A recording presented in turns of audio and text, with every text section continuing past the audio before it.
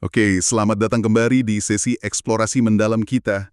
Hari ini nih kita bakal bahas topik yang mungkin agak menantang ya buat sebagian dari Anda. Menantang tapi penting kayaknya ya. Betul. Kita mau bedah bab 5 dari buku Dr. Julia Shaw, Evil, The Science Behind Humanity's Dark Side. Judul babnya aja udah, wah, provokatif. Kinky as F, The Science of Sexual Deviance.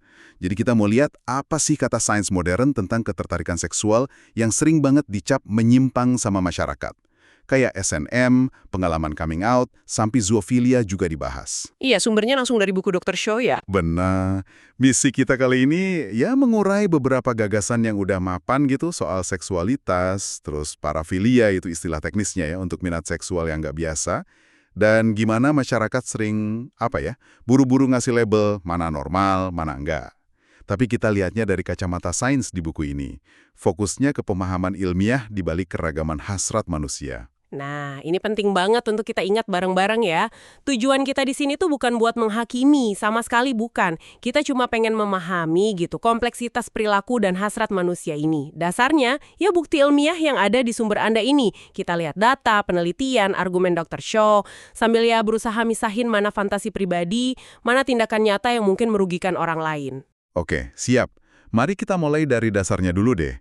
Istilahnya, di buku ini kan ada konsep parafilia, gairah seksual ke hal-hal yang dianggap nggak lazim sama mayoritas. Kontrasnya, itu normofilia, yang dianggap normal. Tapi, pertanyaan gedenya nih, apa sih normal itu sebenarnya kalau ngomongin seksualitas manusia? Ada definisi ilmiah yang baku gitu? Nah, itu dia poin krusial yang langsung ditantang ya di buku ini. Buku ini ngutip kritik tajam dari peneliti Christian Joyal. Dia bilang, apa yang kita anggap normal atau normofilik itu ternyata cair banget. Lebih banyak dibentuk oleh faktor sejarah, politik, sosial budaya di suatu waktu dan tempat. Bukan semata-mata bukti medis atau ilmiah yang solid dan universal gitu. Wah, jadi bukan murni sains ya? Bisa kasih contoh nggak? Gimana normal ini bisa berubah? Contoh paling jelas ya, homoseksualitas. Buku ini ngingetin kita lagi, homoseksualitas itu pernah loh secara resmi dianggap gangguan mental dalam DSM. DSM itu yang panduan standar psikolog ya? Iya betul, Diagnostic and Statistical Manual of Mental Disorders. Itu sampai tahun 1973 loh masih dianggap gangguan. Bahkan nih, pas laporan Kinsey pertama keluar tahun 1948, hal kayak seks oral, anal, apalagi hubungan sesama jenis, itu ilegal di banyak negara bagian Amerika. Jadi kelihatan banget kan, drastisnya pergeseran definisi normal itu. Berarti label menyimpang yang sering kita dengar itu sebenarnya nggak sekokoh yang kita kira ya secara ilmiah. Perlu kita pertanyakan terus dong. Nah, Anda nangkap intinya. Label itu seringkali cuma cerminan norma sosial aja di zaman itu. Bukan fakta biologis atau psikologis absolut yang nggak bisa berubah. Ini penting nih jadi fondasi kita. Oke, kalau gitu kita lihat datanya deh. Seberapa umum sih sebenarnya minat-minat seksual yang sering dicap nggak biasa atau menyimpang ini? Anda mungkin kaget nih, beberapa ketertarikan yang tabu ini ternyata lumayan banyak ditemui. Di buku disebut studi tahun 2016 oleh Samantha Dawson dan timnya. Iya, studi Dawson itu menarik banget hasilnya. Mereka melibatkan lebih dari 1.000 orang. Terus diminta menilai minat mereka pada lebih dari 40 jenis fantasi atau perilaku seksual yang masuk kategori parafilia. Hasilnya itu nggak hitam putih, tapi nunjukin spektrum prevalensi yang luas banget. Contohnya gimana? Mana yang umum, mana yang jarang? Misalnya nih, minat ke voyeurisme itu kan ngintip ya. Terus fetishisme, gairah ke benda mati atau bagian tubuh non-genital. Froturisme ini yang gesek-gesek ke orang lain tanpa izinnya. Ini penting aspek tanpa izinnya. Sama sadomasokisme atau SNM yang suka sama suka soal rasa sakit atau dominasi submisi, itu dilaporkan secara signifikan lebih umum daripada katakanlah pedofilia atau zoofilia. Oh gitu. Jadi banyak fantasi yang mungkin kita anggap aneh atau bahkan ganggu itu sebenarnya ada di kepala lebih banyak orang dari yang kita duga ya. Ini ngingetin lagi ke poin penting tadi. punya fantasi itu beda sama bertindak atas fantasi itu. Tepat sekali, perbedaan itu fundamental banget. Ada lagi pendekatan menarik dari Christian Joyal juga nih, tahun 2015 yang dikutip buku ini. Mereka coba definisikan kelangkaan fantasi dari sisi statistik murni. Mereka bikin batas. Fantasi dianggap langka kalau cuma dilaporkan oleh 2,3% partisipan atau kurang. Itu kayak 2 standar deviasi di bawah rata-rata gitu kalau di kurva normal. Terus hasilnya gimana dari pendekatan statistik ini? Fantasi mana aja yang benar-benar langka? Hasilnya signifikan banget dan mungkin bikin kaget. Cuma 2 jenis fantasi yang secara statistik masuk kriteria langka ini, baik buat pria maupun wanita. Pertama, fantasi soal hubungan seks sama hewan, zoofilia. Kedua, fantasi soal hubungan seks sama anak di bawah 12 tahun, pedofilia. Ini nguatin lagi argumen bahwa banyak label menyimpang dari masyarakat itu mungkin nggak sesuai sama data prevalensi di ranah fantasi.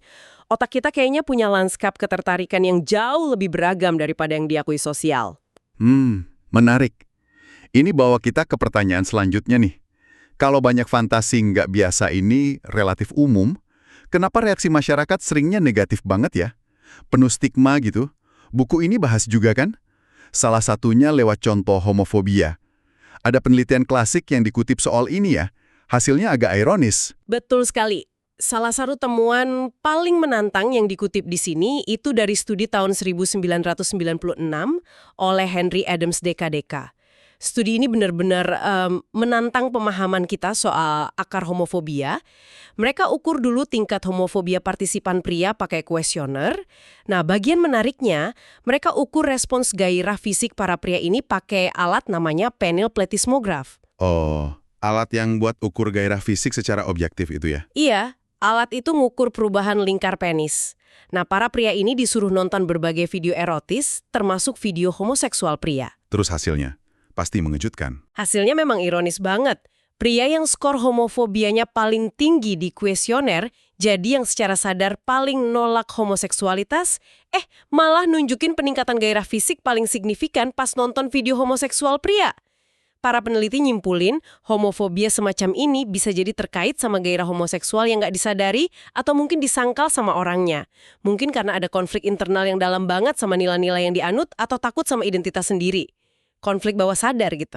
Wah, konflik internal yang luar biasa ya. Di sisi lain, buku ini juga kasih bukti yang lawan gagasan kalau orientasi seksual itu cuma pilihan gaya hidup aja. Iya, buku ini juga rujuk penelitian penting lain dari Alan Sanders, DKK, tahun 2015. Studi ini neliti ribuan pasangan kembar. Ada yang identik, ada yang enggak. Mereka nemuin bukti ilmiah kuat yang nunjukin adanya dasar genetik yang substansial buat orientasi homoseksual. Ini nguatin pandangan ilmiah kalau orientasi seksual itu bukan sesuatu yang dipilih bebas, tapi ada komponen biologis bawaan yang penting. Menariknya lagi, penulis bukunya sendiri, Dr. Julia Shaw, kan berbagi pengalaman pribadinya sebagai biseksual. Ini jadi buka diskusi soal lapisan stigma lain yang sering kelewat, yaitu bi-erasure, penghapusan identitas biseksual. Tepat, bi-erasure seperti dijelasin di sumber dari Ellery and Gaudet yang dikutip buku, itu fenomena sosial di mana eksistensi atau legitimasi biseksualitas sering disangkal, diabaikan, atau dibikin nggak kelihatan, invisible. Orang biseksual sering kena stereotip negatif, dianggap bingung, nggak bisa komitmen, cuma fase, atau bahkan rakus. Masyarakat kita kan cenderung mikirnya biner ya, gay atau straight. Akibatnya orang biseksual bisa merasa terpinggirkan atau dapat penilaian negatif nggak cuma dari komunitas heteroseksual tapi kadang dari komunitas homoseksual juga. Stigma ini bahkan bisa sampai level jijik secara fisik gitu. Ada penelitian yang dikutip buku yang nunjukin gitu, jadi partisipan diminta bayangin kontak fisik biasa aja bukan seksual loh ya sama seorang homoseksual. Sebagian ngelaporin ada dorongan dari dalam buat bersih-bersih diri secara fisik. Rasa jijik ini bisa jadi respons emosional yang dalam banget terhadap sesuatu yang dianggap beda atau nggak murni menurut norma sosial mereka. Tapi ada harapan nggak sih buat ngurangin stigma dan prasangka ini? Tentu ada. Sumber ini juga singgung soal kontak hipotesis, hipopetesis kontak. Teorinya simpel tapi kuat. Makin sering kita interaksi secara positif sama orang dari kelompok berbeda yang mungkin awalnya kita prasangkai, makin kita cenderung lihat mereka sebagai individu unik, bukan sekedar stereotip. Kenal orang secara personal itu bisa ngeruntuhin tembok prasangka. Bahkan, diskusi publik terbuka soal isu kayak kesetaraan hak buat kelompok minoritas seksual itu terbukti bisa micu perubahan opini yang lebih luas di masyarakat. Jadi ya, kontak dan dialog itu kuncinya. Oke, mari kita masuk lebih dalam ke beberapa parafilia spesifik yang sering banget disalahpahami. Mulai dari zoofiliade, ketertarikan seksual pada hewan.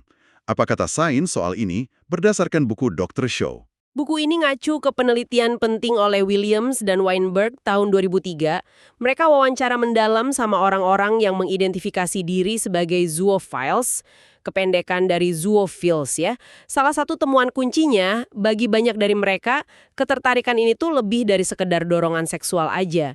Ada elemen kepedulian yang tulus ke kesejahteraan hewan itu. Bahkan ada yang gambarin sebagai bentuk cinta antar spesies. Tapi ini langsung munculin pertanyaan etis dan hukum yang pelik banget. Hewan kan nggak bisa kasih konsen atau persetujuan. Anda bener banget. Aspek persetujuan ini inti masalah etika dan hukumnya. Nggak bisa disangkal. Tapi kalau kita lihat dari motivasi individu zoo yang diteliti ini, ketertarikan mereka bisa dipicu macam-macam. Persepsi soal kekuatan hewan, keanggunan geraknya, kelucuannya, atau sifatnya yang suka main. Hewan yang paling umum disebut di studi itu anjing sama kuda. Nah, penelitian Williams dan Weinberg ini justru coba nepis stereotip umum itu.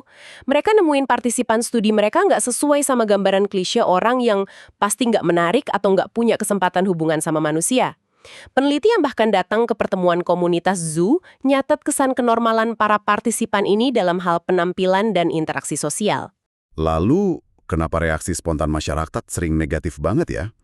Ada faktor jijik atau ew factor yang disebut di buku. Buku ini berspekulasi kalau ew factor itu mungkin akarnya dari beberapa hal. Pertama, asosiasi hewan dengan sesuatu yang kotor atau nggak higienis. Kedua, mungkin ketidakmampuan sebagian orang buat memahami atau empati gimana sih kok bisa orang terangsang sama makhluk non-manusia. Menariknya, dari sisi psikologis, riset terbatas yang ada sampai sekarang kayaknya belum nemuin kelainan mental spesifik yang konsisten terkait sama individu zoofil. Jadi ini lebih kompleks dari sekedar cap sakit jiwa. Oke, sekarang kita pindah dengan hati-hati ya ke topik yang jauh lebih sensitif dan sering bikin publik marah banget. Pedohebofilia, ketertarikan seksual pada anak-anak. Apa poin krusial yang perlu kita pahami dari perspektif ilmiah di buku ini? Soal istilah, walaupun buku ini kadang pakai istilah gabungan pedohebefilia, penting buat bedain. Pedofilia itu spesifik ke ketertarikan seksual primer atau eksklusif ke anak prapuber, sebelum puber. Sementara hebefilia itu ketertarikan primer ke remaja yang udah masuk masa pubertas. Jadi target usia perkembangannya beda. Oke, dan poin krusial kedua yang mungkin paling fundamental. Poin kedua ini inti yang ditekankan banget sama Dr. Show. Ada perbedaan fundamental dan mutlak antara punya ketertarikan atau fantasi seksual seberapapun ganggu atau nggak diterimanya fantasi itu dengan bertindak berdasarkan ketertarikan itu. Seluruh sistem hukum dan etika kita kan dibangun di atas asumsi dasar kalau manusia dewasa itu punya kapasitas buat ngendaliin dorongan internalnya dan milih buat nggak melakukan tindakan yang merugikan orang lain, apapun hasrat yang mungkin dirasain. Ini artinya nggak semua orang dengan ketertarikan paidohebefilik otomatis jadi pelaku pelecehan anak dong? Sama sekali enggak. Dan ini fakta yang sering hilang dalam diskusi publik yang emosional. Sumber ini ngutip perkiraan dari NCA, National Center on the Assessment of Violent Behavior di Amerika, yang bilang kalau sekitar 2/3 pria dengan dorongan paidohebefili kuat itu nggak pernah melakukan kontak seksual ilegal sama anak atau akses materi pelecehan seksual anak, CSM. Mereka ini secara teknis dikenal sebagai non-offending pedophiles, pedofil non-pelanggar. Wah, eksistensi kelompok non-pelanggar ini ngubah narasi banget ya. Fokusnya jadi nggak melulu soal hukum, tapi juga pencegahan dan kelola resiko. Tepat sekali. Ini buka pintu ke konsep harm reduction, pengurangan dampak buruk. Pendekatan ini nggak cuma fokus hukum setelah kejadian, tapi proaktif cari cara cegah kejahatan itu terjadi, atau minimal ngurangin potensi bahayanya. Sumber ini singgung beberapa intervensi, kayak perawatan kastrasi, fisik atau kimiawi. Beberapa studi awal nunjukin hasil menjanjikan buat ngurangin dorongan seksual kompulsif dan perilaku berisiko. Meskipun ya kualitas risetnya diakui masih perlu banyak perbaikan. Ada juga diskusi etis yang sangat kompleks dan sensitif soal potensi penggunaan alat bantu kayak boneka seks anak sebagai salah satu strategi pengurangan dampak buruk. Ini buat individu non-pelanggar yang aktif berjuang ngendaliin hasrat mereka yang nggak diinginkan dan ilegal itu. Jelas ini area yang sulit banget ya, penuh dilema etis, butuh diskusi hati-hati. Terakhir, nih, buku ini juga sentuh isu pornografi secara singkat. Apa temuan utama soal kaitan konsumsi pornografi sama agresi?